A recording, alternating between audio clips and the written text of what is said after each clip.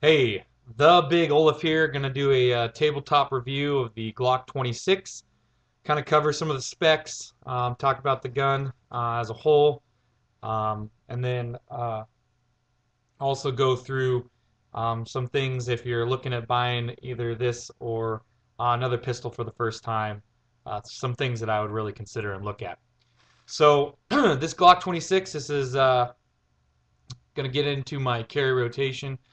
Not my first Glock. I also have its big brothers, the Glock 19 and Glock 17. I also have some in 45, Glock 21, and XDs, XDMs, some Kimbers, some 1911 Springfields. So I'm kind of all over the place. This is the pretty standard Glock package. Great little carry piece. The reason I got it is my typical carry gun was a Glock 19.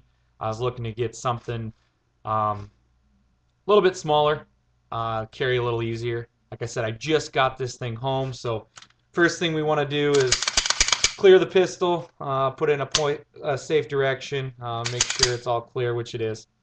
Glock 26, obviously it's a 9 by 19 or 9 millimeter Luger round.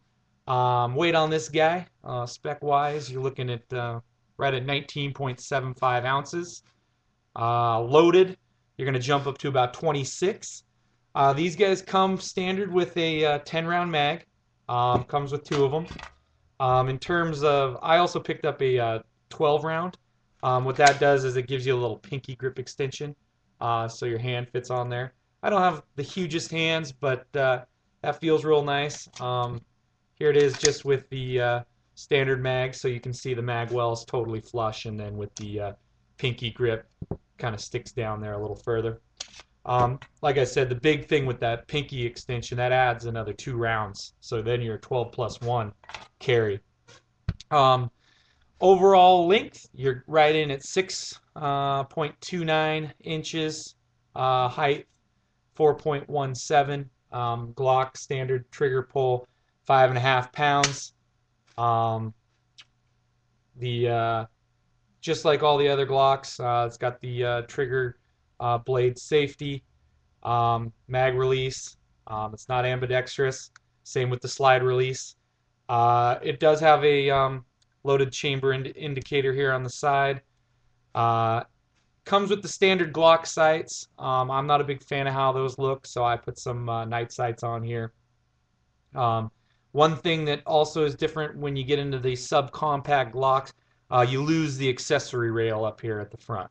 So um, that's if you're looking at wanting to put a light or a laser or what have you on the end, the Glock 26, you don't have that. They do make lasers and stuff that you can kind of hook onto the front trigger guard there, but I think those look kind of goofy. Um, like I said, my main carry piece was the Glock 19. I have one here. We'll do the same thing. We'll clear that, safe direction. The Glock 19, side by side, obviously you can tell the size difference, but holding them and looking at them side by side doesn't really do you much justice in terms of the difference in feel when you're carrying them. Like I said, I just picked this thing up. I haven't even been to the range to shoot it, but I did carry it home, and I carry inside the waistband with one of these Galco holsters. I have the exact same rig, or I had the exact same rig for my Glock 19, um, and the um, print of this gun on you is just so much less. It feels so much better. Um, really recommend it. I'm surprised on how much. I was kind of second guessing it, but after actually carrying it, a big difference. Um, Glocks as a whole, obviously, it's a proven platform.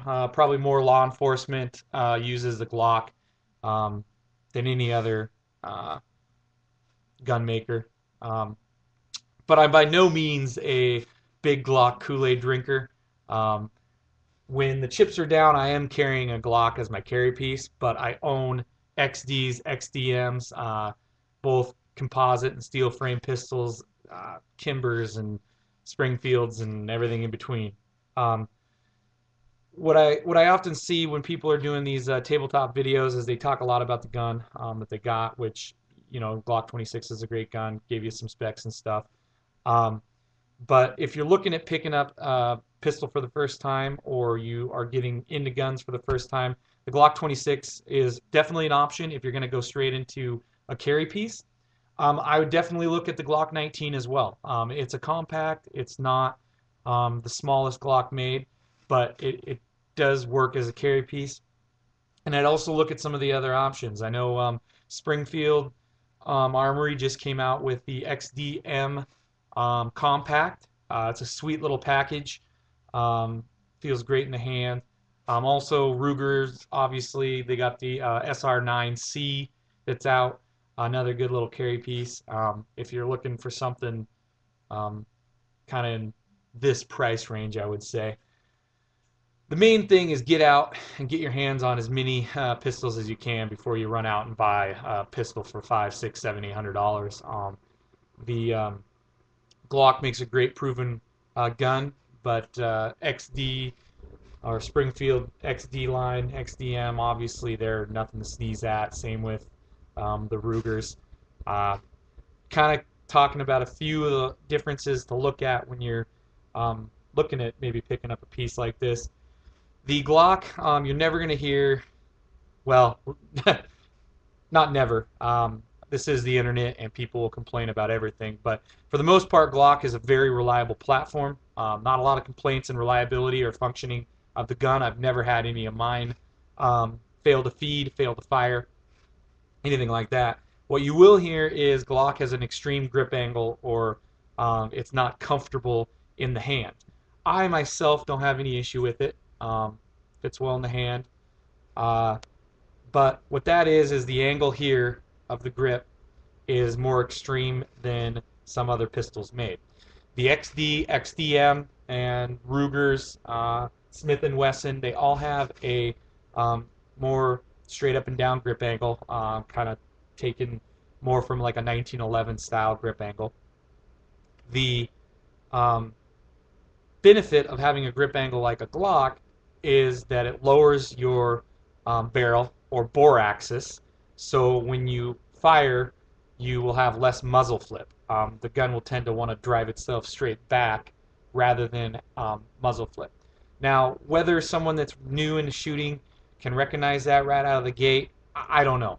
When I shoot my XDs or XDMs, I do notice it. I think that there is a difference there. Nothing too extreme. I think that how a XD or XDM feels in the hand, that counteracts the muzzle flip, in my opinion. Also, a thing that you'll want to look at is what you think about obviously the sight picture. How's it look looking down? Some pistols looking down the barrel have an awful sight picture, in my opinion. And also the trigger pull. Right out of the box, Glock trigger pull is a Glock trigger pull. They're not the most beautiful things to write home about, but for what they're used for, it's not bad. I think as compared, like an XDM, straight out of the box, has a far superior trigger pull. The Ruger SR9s, SR9C, I'm unimpressed with the trigger pull on those. I don't think that they're horrible, but I've heard people say that they love them. I'm not a huge fan, to be honest.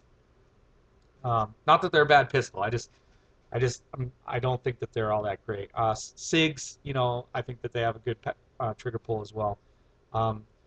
If you are looking to get a pistol for the first time, those are some things that I definitely look at. How's it feel in your hand? Do you like the grip angle? The trigger pull, when you pull back on that trigger, how's it feel? Does it feel right to you?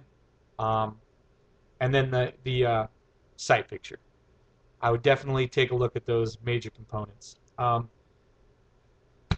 All in all, though, real happy with the Glock platform. Obviously, a lot of people are, and pretty excited about this new Glock 26. If you have any questions, definitely ask. And that's the Big Olaf. Thanks for watching.